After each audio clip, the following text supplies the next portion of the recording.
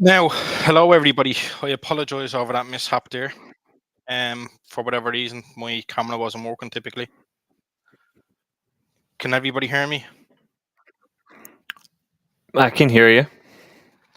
I can hear you, but I can't see anything for whatever reason. It'll be that scream background thing. I blame Keen.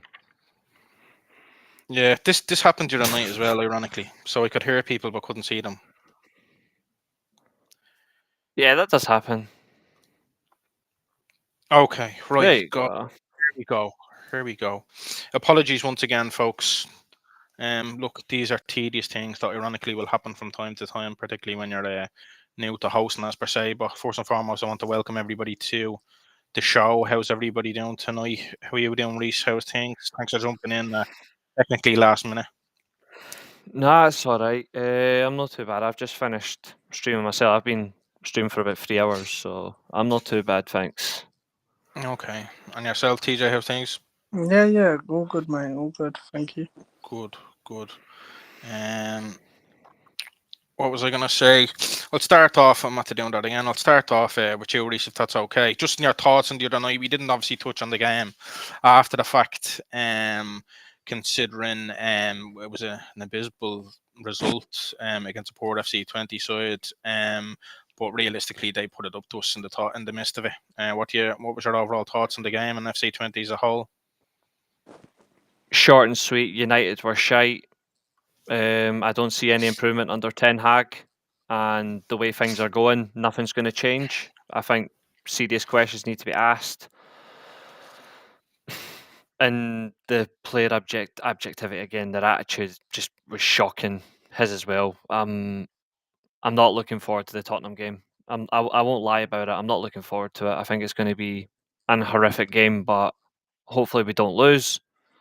But based on the 20 game, they've scored in 17 consecutive games. I mean, it was kind of expected United were going to concede, but United should have battered them before that. So it's just ridiculously embarrassing.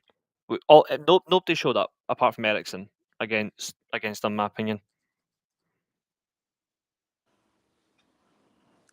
What about yourself, TJ? Can you touch on it in there in regards to what Reese had said?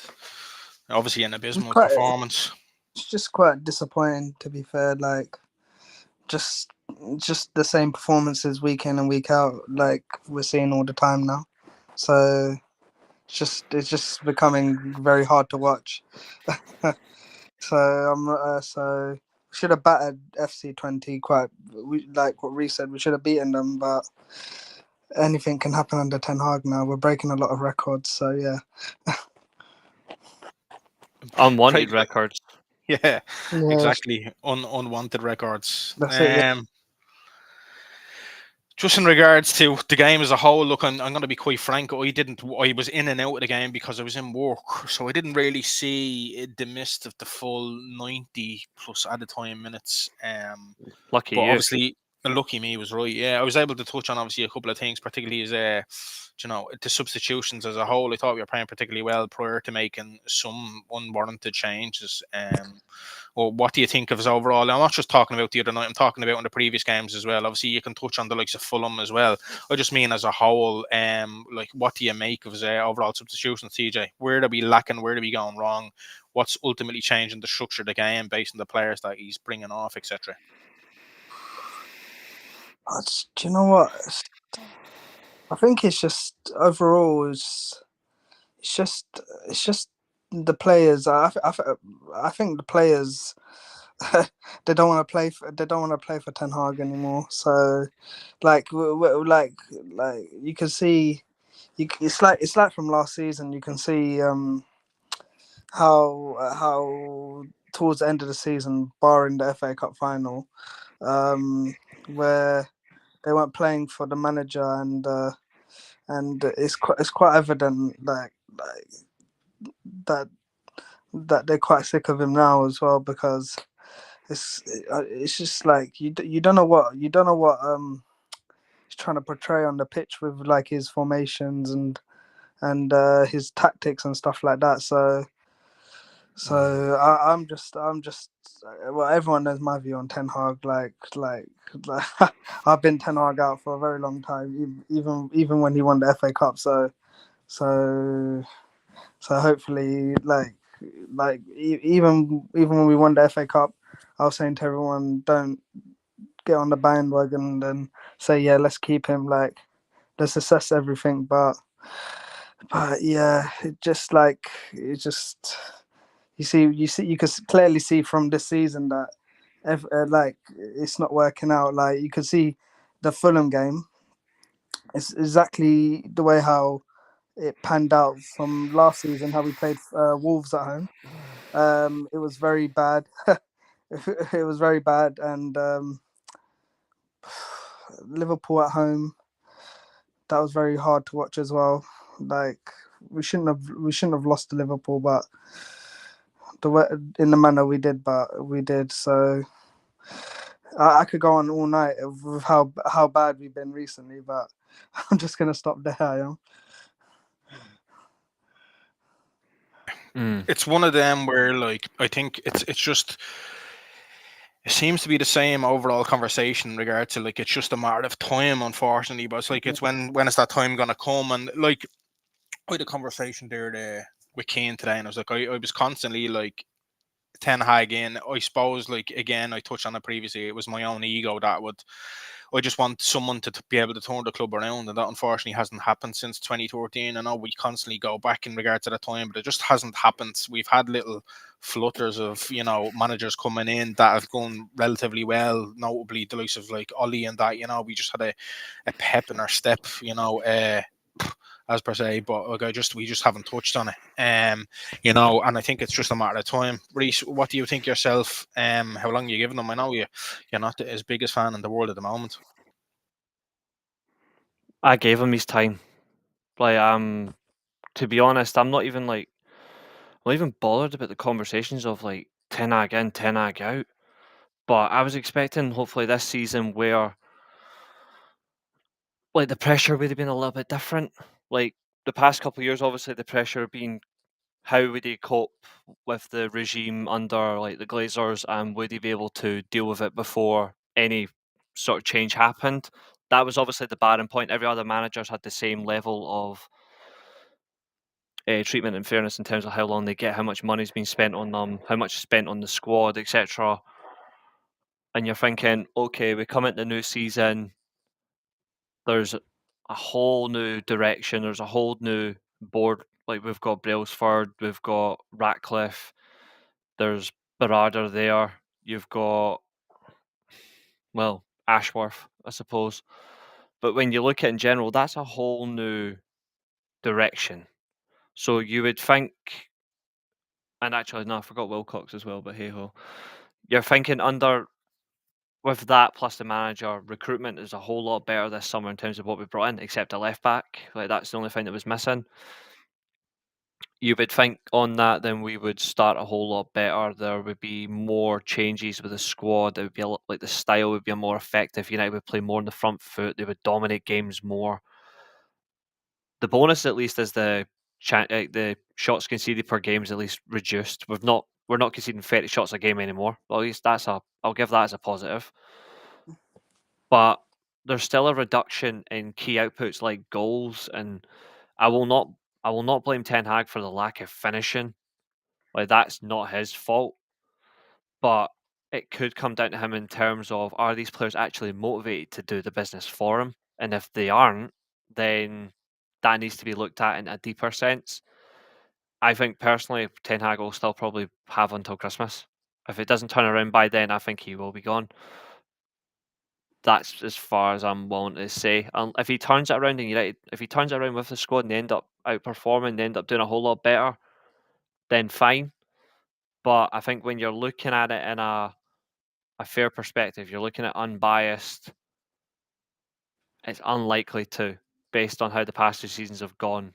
So I'm hoping things turn around, but I'll be truthful and I'll be honest, as I always am, I don't think it will. Do you know, like, we won't obviously. I'll just bring it up because ultimately it's probably a question on everyone's lips. So let's just say realistically, Erik Ten Hag gets the sack over the next several months. We'll say prior to Christmas, right? And if it's the case where Van Nistelrooy wouldn't be at the helm, taking us in obviously till next season, and Ineos would make an imminent decision, TJ, who would you actually go for that realistically we could take to the helm and potentially bring Manchester United back to winning ways over the next 2 or 3 years at least? Do you know what? I was speaking to the lads about this. Personally, I would bring back. It might not be a person like a favorite choice for everyone, but like I might bring Ollie back for the end of this. But this time on an interim basis. No permanent position for Ollie. Like bring him back for an interim basis, and then I would go for the likes of Julian Nagelsmann or in the summer, because I know 100% know he won't be available like now, or go for it might not be everyone's favorite choice, or like Thomas Tuchel, because I don't think he would take the job even if Ten Hag was sacked. I think he might want to take like a year out of football. So yeah, I'll say Ollie as an interim basis to the end of the season, and then go for like a Tuchel or Julian Nagelsmann. So yeah, those are my current choices at the moment.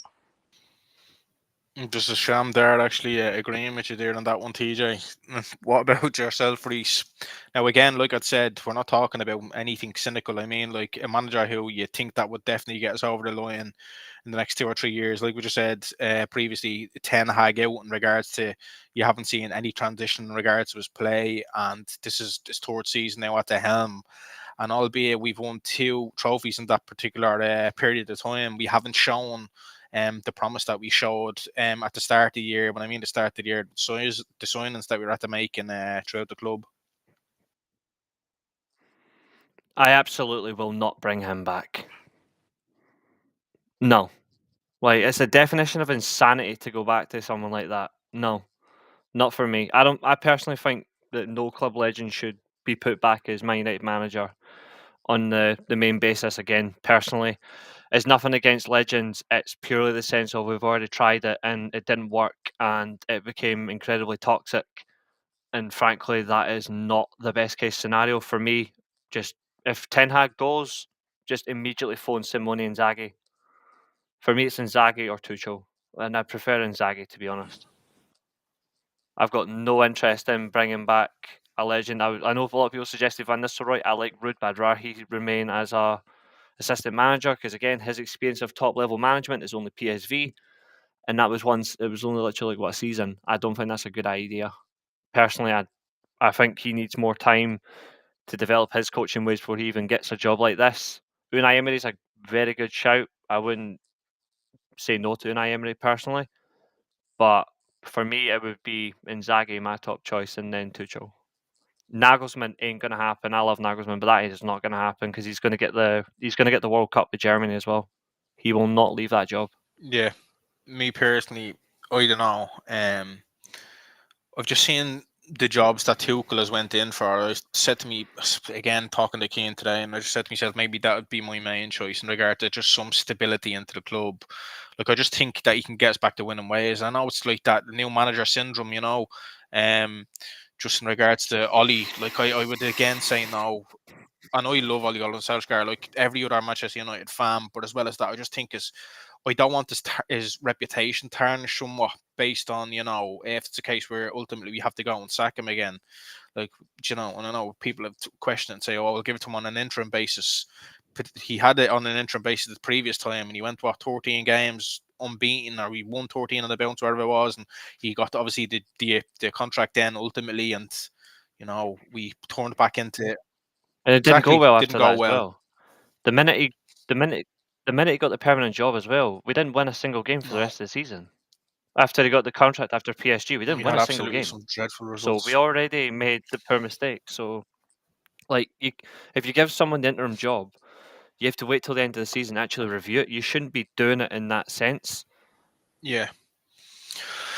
I don't know. It's a tricky one. Like I said, I think going into the start of the year, like anybody else, we just expected so much based on the players that we got in. But unfortunately, it seems like we're taking a step backwards I hate to say it, just because I always, like I said, reiterated that I was Ten Hag in, but ultimately there comes a point where the inconsistencies in our squad and our play, and ultimately points on the board, is going to cost that man his job, and we don't see change on the pitch. At least, we're different personnel in this year in regards to this year. Obviously, with some of the players who'd come in, but ultimately we're not getting points on the board, and like I said, that's going to cost his man his job. Turning that around, because obviously we could talk about Ten Hag all night. Reece, I will come to you on this one. Just in regards to Spurs, I suppose as a whole, obviously, Big Ange came out there, was it a fortnight ago, if not last week, saying that he always wins something the second year, and he's questioned on it in regards to his short term, or what ultimately Spurs are playing for. What do you think we can expect from a Spurs team, number one, tomorrow, but number two, as a whole over the course of the year? Can you see them challenging for anything other than the likes of your minority cups, etc.? No. First question obviously is quite easy. Like first one, like they're going to play that ridiculously high line, so there's going to be space. They're going to look to play the ball quickly. They're going to be very direct. Son's exhausted, so keep him out of the game. There's no much of a threat anyway. But when you look at it, that high line will give us chances to get in behind. And short story short for the second question, no, they will not win a trophy this year anyway. Like, credit to Ange for saying that he wins stuff in his second season.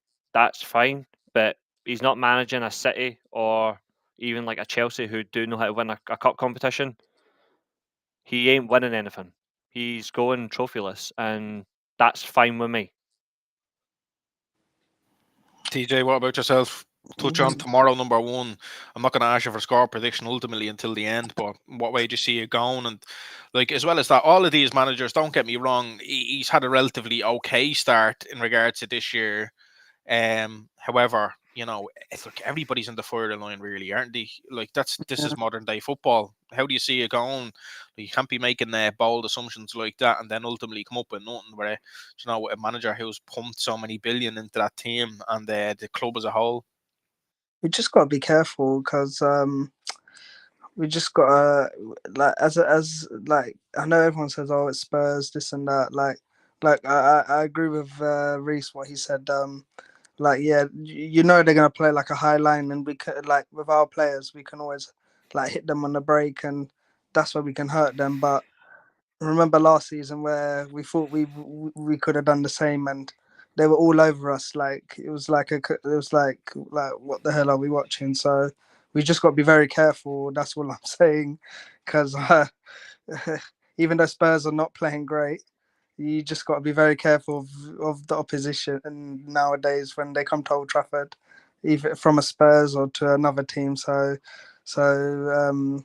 like what Reece said, I'll say it again.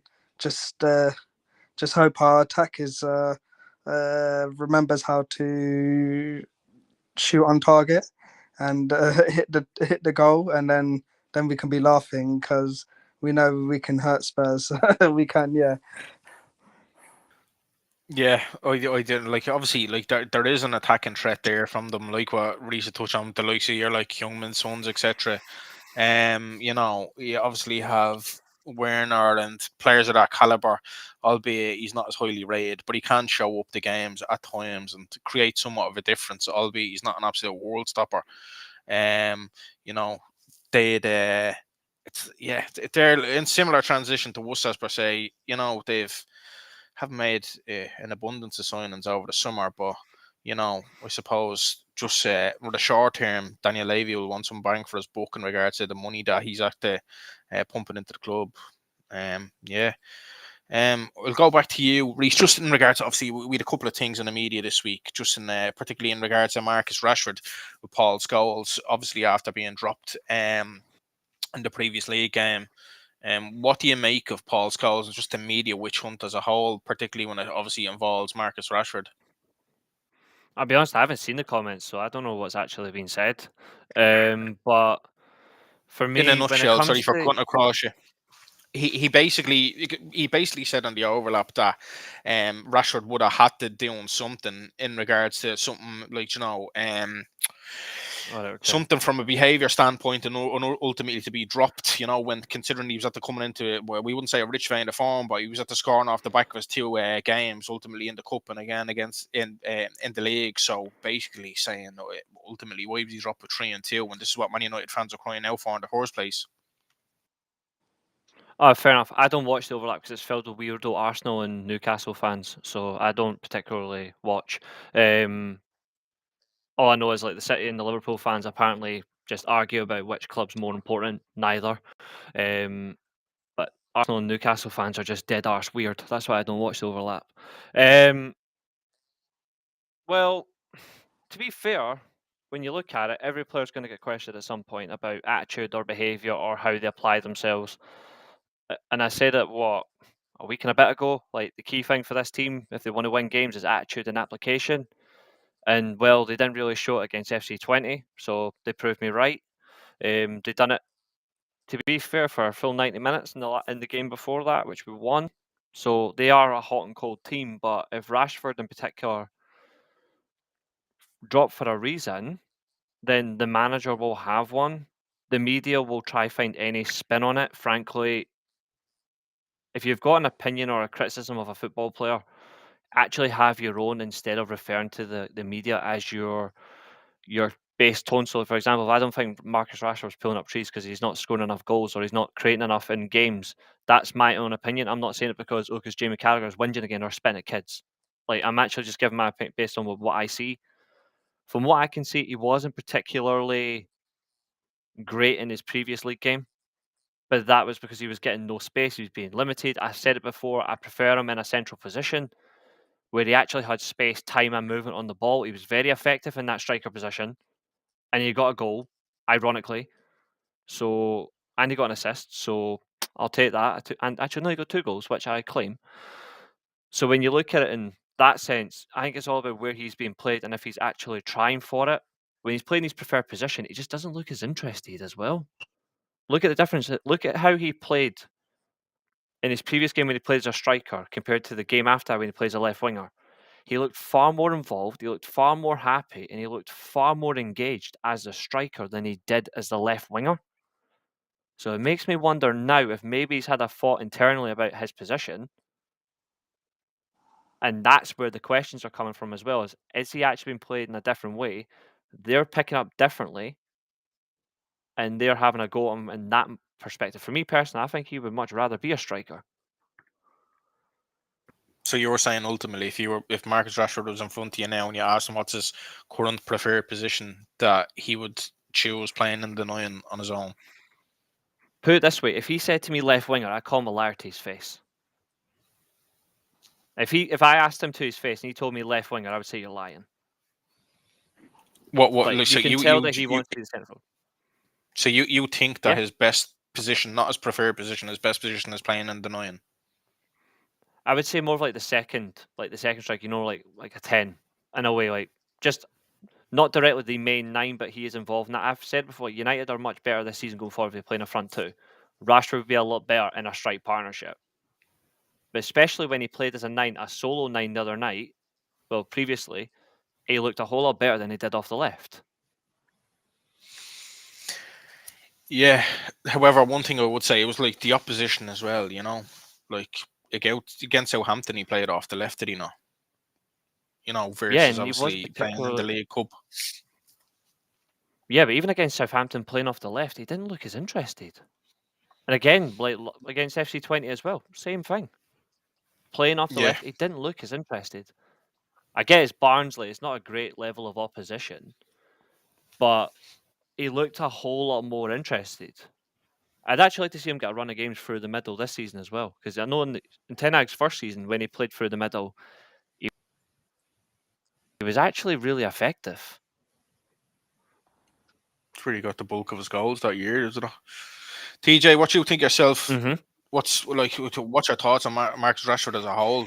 Like, let alone that, like, we can obviously touch on Rashford, but like, realistically, if you're just talking about like that was all like behavior stuff, that's what Paul Scholes was referencing, and he's obviously reverting back to the likes of what happened ultimately with Belfast and showing up late to training or whatever it may be. But like, let alone like an issue with Marcus Rashford, like, personally, I just think it's the forward line as a whole. We're obviously not scoring enough goals, but do you think it's obviously fair criticism on him, TJ, in regards to obviously the slack that he gets based on the fact that he's probably he's obviously one of our star men? So with Marcus Rashford, yeah. A lot of the guys that know me know that I'm not his biggest fan, because it's just, what, like if you're not gonna put in the effort for the club that you grew up supporting, then you see from the performances, like maybe he's getting a little bit of confidence now, but last season some of the performances I saw, like going to games myself, and I'm like, and he's like letting people breeze past him, or he's not jumping for a ball, or he's just like standing there or not tracking back, and I'm like, come on, like what happened to the guy under Ten Hag's first season where he was putting in that effort? Yeah, but maybe he's just like he's going through a lot of stuff, and you never know with players nowadays, like they can be going through a lot and you just don't know, innit? But with Rashford, it's a hit or miss for me, because I've in the past I've always wanted him to do good, but just the last 2 seasons I'm just like I'm just like, if he's not going to put the effort in, so why should I support him? Because he's like, how can I say it, like I had the word in my head, but I'm just like, if he's not if he's not putting 110% in for the club that he says he loves, then what, like, he shouldn't be getting the support from us, because ultimately it's the fans that it's all about the fans and putting on a show for the fans. But it's a tricky one. Yeah, it's a tricky one with Rashford. It's a tricky one because, like, I know we touched on before, but it's like he's nearly like a poster boy for Manchester United, based on obviously his background and obviously his upbringing and when he was brought initially into the team and how well he'd done, and obviously further on down the line the contracts that he's received from the club. And we're just not seeing enough fruition out of Marcus Rashford based on the Marcus Rashford that we all know and love ultimately. And that's why the fan base is split, in my opinion. It's like, do you know what? Maybe like you'll get someone who like someone you'll have a split in regards to who wants to offload them to gain, so much money, etc., versus keeping them at the club. Like, you don't want dead weight. Look, I don't want to touch on whether people would want to buy him, or whether fans would want to offload him, or keep him at the club. But I think realistically there has to be a change in perspective, particularly, like I said, in our forward line. Even the likes of like Bruno Fernandes. Reece, what do you think of his play the past couple of games? Like, he's lost the ball so much. I don't even have the quote in front of me in regards to like the figures and numbers, but it's touching on, I think it's 40 over the last 2 games. It's something ridiculous anyway. Yeah, it's about 40 times he's been dispossessed off the ball. So I was just reading the chat while I was responding. Apparently we're dead. I'm just checking my heartbeat and it's definitely still going. Yeah, whoever Brandon Effectively, like, is, we won't make him famous. don't But I won't mention the surname. like, No, he's probably obviously. he's just been shouted at someone's basement. Like, he's not That's important. it. Yeah. Exactly. Anyway, we'll move on from him. We won't give him any more airtime. But Doesn't deserve it. in terms of Fernandes in general, like, his biggest weakness, we all know, apart from not keeping his mouth shut, is ball retention. He doesn't particularly hold the ball well. That's everybody's basically seen that from Fernandes, but his biggest strengths are like his when he isn't actually moaning is the fact he is a very good leader on the pitch. His passing effectively in certain ranges is effective as well. His ability to strike a ball from any position and his insane runs from deep positions into the box. But again, when he's in the 10 position, you want him to be that focal point in the attack. Now, this season, like he played 64 games last year for United alone. Numbers wise, he's playing like Sanchez at Arsenal. He is playing over the top amount of games where he isn't getting a break. He's going straight into a pre-season, then he's going into a full season, then he's going to international games with Portugal, then he's going straight back into United games, then he's ending the season straight into an international tournament with Portugal, barely getting a break, straight into pre-season, and then the cycle repeats. He is going to eventually get burnt out to the point where he will get a serious injury if he does not stop. Now, his availability for United since he's joined 4 years ago is incredible. That's what you want from a professional footballer. You want them to show their availability. You want them to show everything they've got in their locker for the team. But if you're constantly played and you're not being able to rest effectively, it will catch up to you. Now, Fernandes is literally 30. Now, to many, 30 is a write-off in football. For me, it's not. There's nothing wrong with being 30 in football. The problem is how you're used at certain ages. Now, Fernandes at this point in time, if he wants to play in a deeper position, as I said before, then play him in a deeper role and play someone else in front of him. That's fine. If he's going to be used as a 10 or a second striker, stay in that position, bro. Stay in that position. Don't come back like you're 50, 60 yards, because then you're just going to have that same impact on your body where you're going to keep getting affected. It's going to come down. You're going to keep making mistakes. You're going to lose your head. Then eventually you're going to get injured. So that effectively has to change for him. Like, it's the way that he's being used will have an effect on him, which isn't fair either because he is a fantastic player. But the ball retention is always going to be used against him. Whereas for me, the most important things for a number 10 is creativity and the goals they actually produce as well, not if they've kept the ball 10 times. Like, look at Kevin De Bruyne. Do you think he cares if he loses the ball? Probably not. He concerns more about how many assists he got for Haaland in one game. Like, his creativity and his effectiveness is what's important to him. That's what it is for Fernandes for me as well. So if he gets dispossessed 10, 15 times a game, I honestly don't care.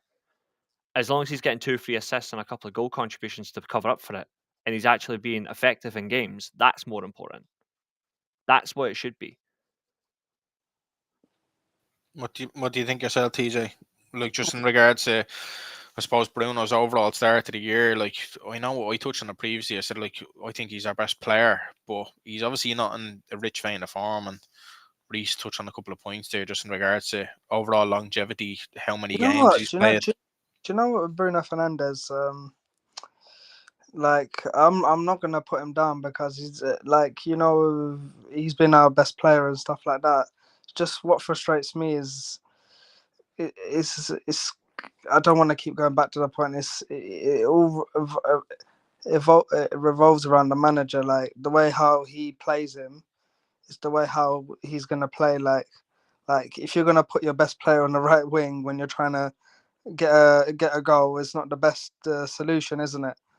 Like, come on! Like Bruno's best position is as a 10, as a creative midfielder, and when you're going to play him out of position, is not the best decision. Or like for me, the FA Cup final was one of his best ever performances for the club. The way how he held the line as a false nine was one of the like he had the City on the like he had the City players on the rope like the way how he's playing, but like it's just all I'm gonna say is it's on the manager the way how he gets Bruno, the way how he gets Bruno playing, because if you play someone out of position, then it's gonna show on the pitch. So yeah, so I'm not gonna put it like it's the same. Do you know what? It's the same with a lot of the players. Like you could say with like it's like with it's not gonna have no correlation to it, but like it's like with Christian Eriksen. Like everyone saw how he was back in the day at Spurs, playing as a 10 or as an attacking midfielder, and then he comes to United, and he's playing as a he's playing as the defensive midfield type role for us. So how I'm gonna say it's all on the manager, and it's all on the manager how he wants the players to play. So yeah. We think, the Christian Eriksen signing was made out of, obviously, off the back of how good he'd been at Brentford. Ultimately, he's been a utility player for Manchester United, albeit no one could see he's at the start in the past 4 games. No one could see that previously. He's just one of them players who constantly seems to be in around the midst of the squad, but he's probably been one of our better performance over the past couple of games. Yeah, that's very true. Sorry to just butt in. Like if everyone was watching that Crystal Palace game, when you took off Ericsson, Xerxes, and Ahmad, you see how that game changed. So, yeah. So it's all like I keep saying from the beginning. And like you said as well, it's always on the manager, the way how he wants the team to play, and his substitutions and stuff like that. So I know we said it previously. Sorry for cutting across you. I know we said it previously. Just in regards to the substitutions as a whole, what do you think? What do you think the dynamic is? Why? We're getting, like I said, versus Crystal Palace. I thought you were seeing fruition. I thought the first half we played probably the best we played all year. Yep. And then the substitutions are made obviously in the second half. Again, I can't think off the top of my head, but obviously you changed the forward line a lot. Brought Rashford into the 9, Zierski off. Why? What do you think his base and knowledge there is? What do you think he's trying to? Is it just literally, okay, well, I'm going to try this? Do you think it's a tactical decision? What do you think is going on? And realistically, who in that front line, do you think there's more players there that who would just signal out in regards to getting more game time to try to change the dynamic of that squad and the team? I think he's just trying to balance it out, but it's not working at the moment. It's just this time he hasn't got the injuries to blame now. He hasn't got no injuries to blame for the way how everything's going out. So now it's the way how his substitutions are going about. Sometimes they can work, but majority of the time they've not been working. You can see how can I say? You see when he brings on Højlund, I like at Palace away. You're bringing on Højlund, who's been out from the beginning of the season, in a game that we need to win, and you want him to get minutes. Is not the best idea. You could have brought him on for the game in the European in the Europa League game to give him minutes, but it's all tactical and stuff like that. So it's just it just gets me angry thinking about it. It does. What do you think yourself, Reece? Do you want to touch on anything there in regards to what TJ was saying? Obviously, we're all a bit disgruntled in regards to how it's went over the past several games, but anything to touch on in regards to substitutions and ultimately why? And is he trying to get minutes in people's legs, i.e. the likes of Højlund, or is it literally okay, this is a stopgap, potentially there's something going to happen here? I know that's ultimately, I don't know, I'm as baffled as anyone else, but anything to touch on there, Reece? I'm not really sure if there is anything to add to it, to be honest. I don't feel it. I don't think there is, to be fair. Yeah, it's simply put because obviously all our heads, our mental health has been absolutely shot with what's going on the past couple of games, and we just can't seem to get in the flow of games. In regards to win, should I say, off games. But we have a tough coming. I was only looking there. We have a tough run of games. Let alone Spurs tomorrow. We've Porto then, obviously Europa League, and then we have Villa We're not winning away. that.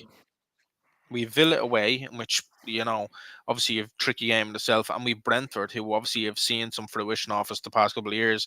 That's late October. Like, where do you see the next run of games coming? Like I said, I'll touch on the end in regards to, potential score predictions tomorrow. But like, where do you see? The question I'm trying to ask you is, if it's a case where Ten Hag is due to be sacked, where in the next run of games, if you were in us, what are we gonna do?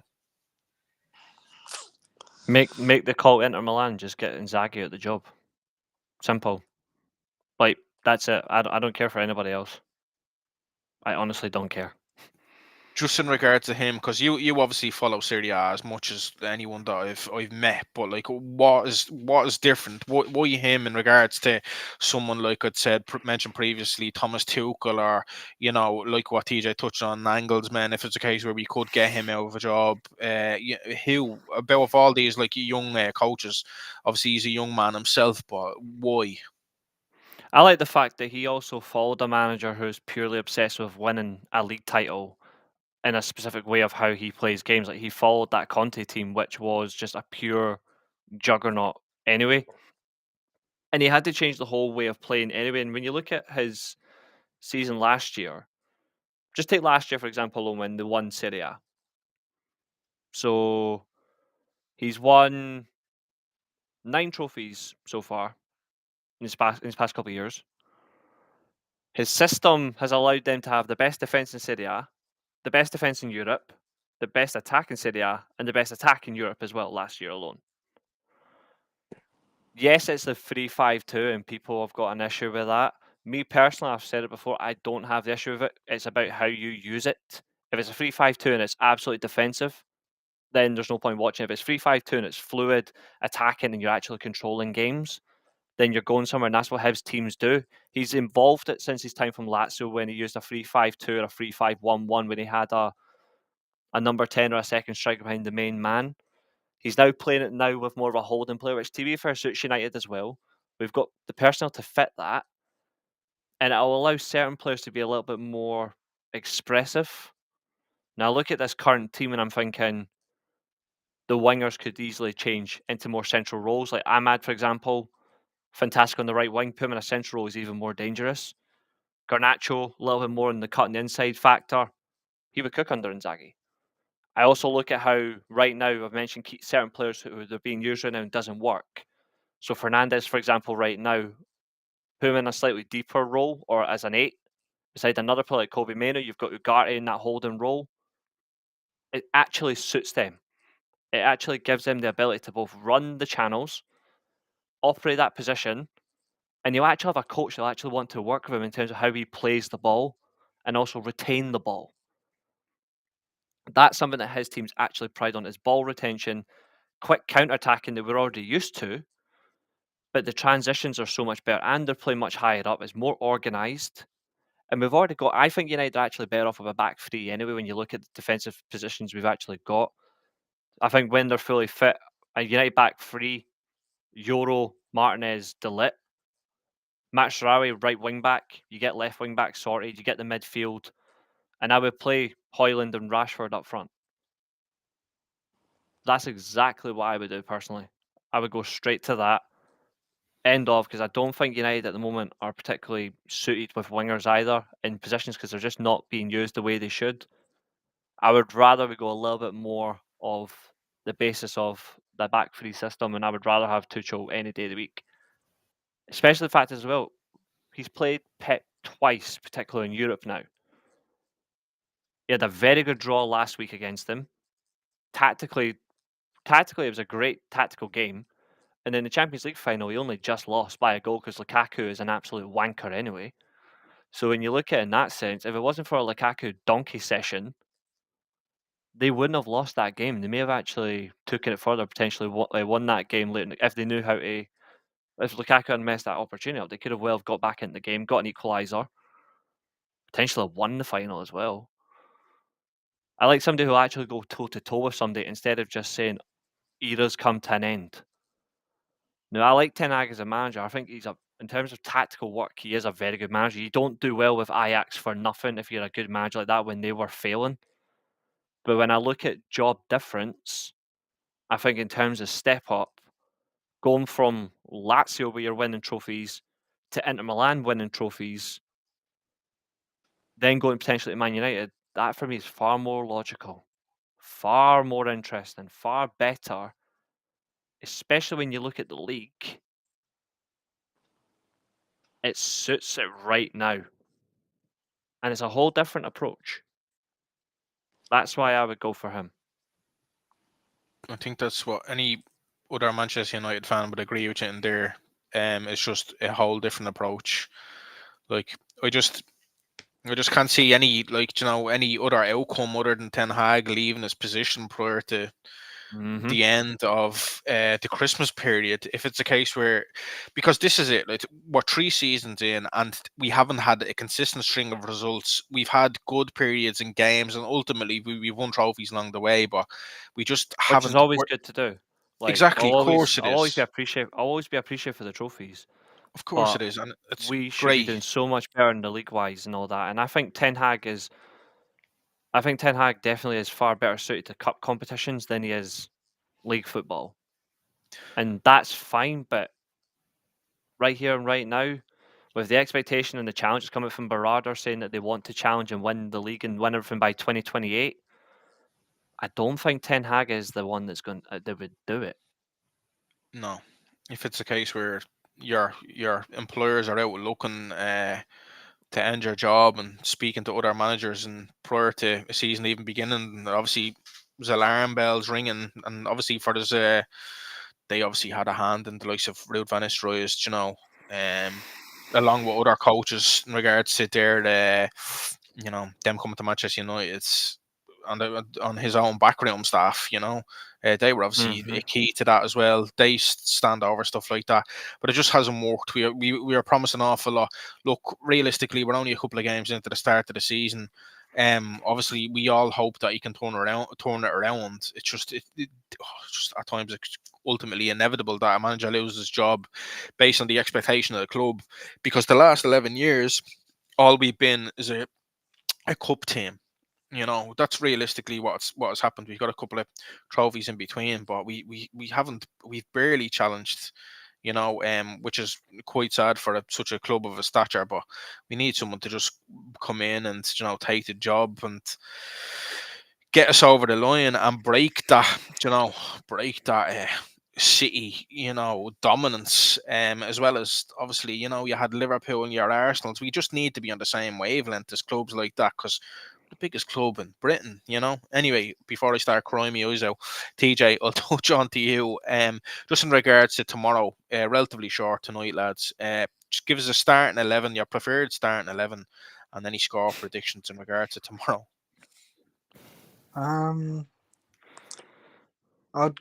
I would go. I'll go with Hanna at the back, the same back four that's been playing recently. Like, I'll put Mazraoui on the. I think he's been playing as a left back recently, so play him as left back. And then Delit and Martinez and Delo.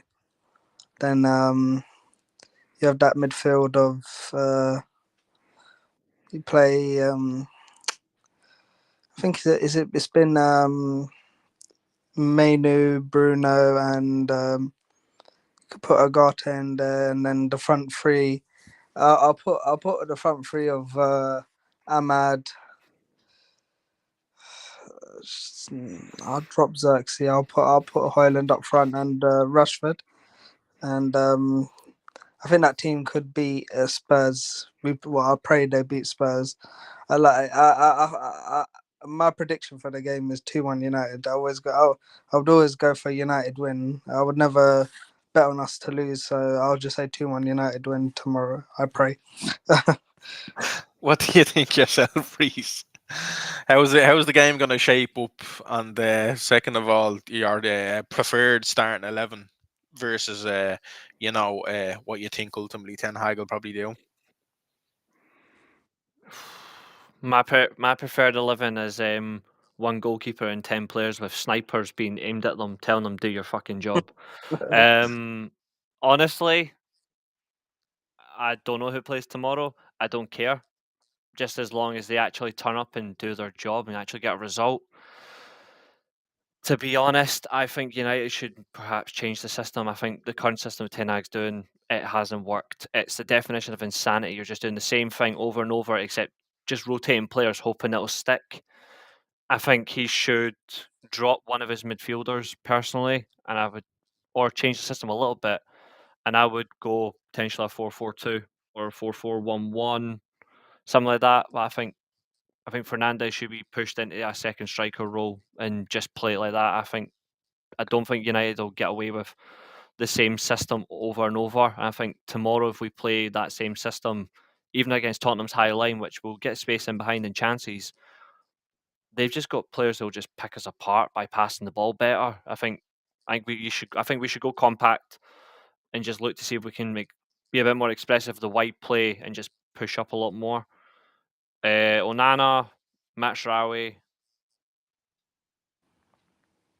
Delit, Maguire, Martinez, I would play personally. Ahmad, Ugarte, Menu, Garnacho, Rashford, Hoyland. Even though I would prefer Bruno to start, I think he hasn't been given particular games. I think he might just need a little bit of a break and a rest. I would actually put him to the bench for this one, and I would put more of the faith and trust into that front four that I've said personally.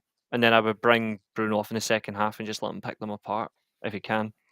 Do you know, when you say that, just to quickly touch on it, obviously, like, we're all well aware that the amount of games Bruno Fernandes plays as a whole between club and country, and the fact that his longevity in regards to he's really very seldom injured. Mm-hmm. He still he come off the bench, did he not, against Barnsley? I don't think he started that game, if I'm not mistaken. Yeah, he Like, came off the is that bench not, when it was 5-0. this is what I mean. Is that not a game to say to him, listen, you're off the back of, obviously, like, international week, etc. You've played for Portugal, you've played every game for Manchester United start of the year, etc. So we're gonna leave this one out. We'll leave you on the bench. These are where this is where I think we're lacking as a cohesive unit, where it's like, give him a break, because realistically, this is probably the demise in regards to how much minutes he's playing. This is what you're not getting any fruition off him, and this is why he's making mistakes. And you can be absolutely mentally drained versus as well being physically drained as well, just from Mm-hmm. what's expected of you these days with a modern footballer, because he is one of them players who's constantly playing. You're 5-0 up. Why bother bringing him on? I didn't see him screaming to Ten Hag saying, "Give me a couple of minutes. It's 5-0." It's just, I think Exactly. it's crazy. It's crazy. Um, Yeah, me, definitely. yeah. I just, he's one of them who you want to wrap in cotton wool, because, again, I know we'd said it earlier on in regards to Marcus Rashford being somewhat of a scapegoat, but come tomorrow, if it's a case where, God forbid, we don't get a result and we haven't seen our, like what we touched on, any of our forward attacking players playing relatively well, and, like, I know ultimately, again, it falls down to the manager, but, like, we're going to get a very disgruntled Old Trafford tomorrow if we don't get results, based on, obviously, the back of that Twente game and realistically what's happened at the start of the year. And this is, again, the start of this trend and what we're seeing. Then it'll be Ten Hag out if it's a case where we can't get a result at Porto, and then obviously we go away to Villa then next Sunday. Yeah, I agree. So it's tough, and at the moment we're just going through that spell where we don't realistically know what's around the corner. But sure, who does? Me personally, in regards to tomorrow, sorry, Reece, did I touch on a scoreline for yourself? What do you think tomorrow?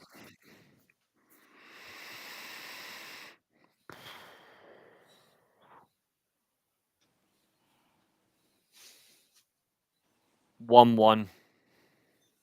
1-1. I don't think we'll lose, but I'm not confident that we'll get a win. I think we'll draw. Yeah, well, look, that's a fair assessment because realistically, it's not like we're playing relatively well at the moment, and Spurs have players that can absolutely punish you, And we're not just talking about their midfield players that are forward players. You have the likes of Pedro Porro who likes to get forward as well, Udogie, and players of that regard, where like ultimately the wing backs are part of their midfield quartet, where they ultimately they can run right through you. Anyway, I don't know. It brings you more. I wouldn't mind. I'm on a double shift tomorrow. I'll be watching it at work, so I'm like, I'm apprehensive about that alone.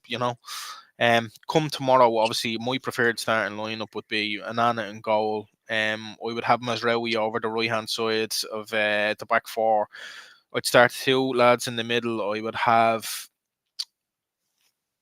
I'd start Martinez left full. I'd drop Delo if it was up to me. The other night, obviously, I didn't think he played particularly well.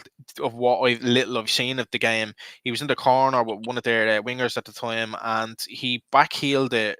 Tried to backheel off him, and we ended up being under the cosh where like they nearly went 1-0 ahead. And I know, like I'm stigmatizing him on based on one mistake, but we're not talking about one mistake. It's collectively over the course of the season. I just don't think he's been great. Anyway, like I said, I'd start De Ligt and Maguire, two lads at centre half, Martinez left full. I'd play Ugarte and Mainu. We haven't seen much of that as holder yet. Bruno obviously in the 10, and then me front three again. I would have Marcus Rashford as the 9. I'd love to see him play in the 9 tomorrow and ultimately play well. Garnacho over the left hand side, and again Diallo over the right hand side. As much as Manchester United fans have absolutely paraded Amad Diallo, and again, all well be it, but I just think that he can offer us a bit more. I just think there's much more in him, is what I'm trying to say, versus that he's played poorly, because he obviously hasn't. I'm going for a 2-1 Manchester United win, but hopefully we're right. Hopefully come this time tomorrow, lads, we'll be all happy, and the tides have turned for that short period of time prior to obviously the Porto game on a Thursday night, a tough away game leading into a Villa game then on Sunday, where it's obviously going to be a tough place to go to. They've started relatively well, and Watkins is on fire, a player that potentially we should have signed over the course of the summer if we had pushed up the money. But anyway, lads, I just want to say ultimately again, thanks very much for everything. I know at times it's been a bit choppy considering I'm still trying to get the hang of this, but as well, like I said, just want to say thanks very much for everything, and we'll see you soon, please God. All right, have a nice one. See you later, folks.